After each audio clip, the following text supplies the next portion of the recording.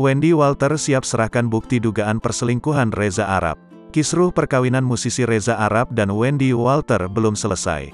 Saat ini perkara perceraian Reza Arab dan Wendy Walter sedang diselesaikan di Pengadilan Negeri Jakarta Utara.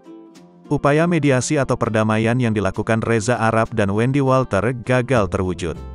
Kami menantikan sidang dengan agenda pembuktian, kata Jaskonia Siahaan, kuasa hukum Wendy Walter, di Pengadilan Negeri Jakarta Utara, Jalan Gajah Mada, Jakarta Pusat, Selasa, tanggal 6 Desember tahun 2022.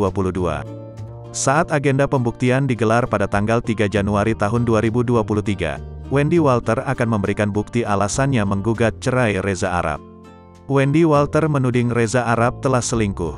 Kami akan memberikan bukti-bukti terkait dalil yang kami ajukan dalam perkara ini, ucap Jaskonia. Menurut Jaskonia, Wendy Walter akan menyerahkan bukti dugaan perselingkuhan Reza Arab berupa isi percakapan hingga rekaman video. Selain cerai, Wendy Walter tidak mengajukan gugatan harta gono gini pada Reza Arab.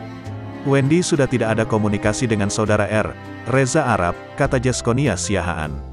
Wendy Walter juga tidak akan hadir lagi ke sidang perceraiannya. Komunikasi Wendy dan saudara R dilanjutkan antar kuasa hukum saja, kata Jaskonia Siahaan. Terkait harta gono gini, lanjutnya, semua sudah diselesaikan secara kesepakatan akta notaris sebelum gugatan cerai didaftarkan. Biduk pernikahan musisi Reza Arab dan Wendy Walter tidak bisa diselamatkan. Reza Arab dan Wendy Walter memutuskan untuk berpisah dan mengakhiri pernikahannya setelah upaya mediasi gagal terwujud. Reza Arab tidak mempersoalkan harta meski sepakat berpisah dengan Wendy Walter. Kami sudah sepakat dari awal soal harta, kata Reza Arab di Pengadilan Negeri Jakarta Utara, Jumat, tanggal 25 November tahun 2022. Reza Arab mengaku sudah mencoba berbagai cara untuk memperbaiki biduk pernikahannya bersama Wendy Walter supaya tidak karam.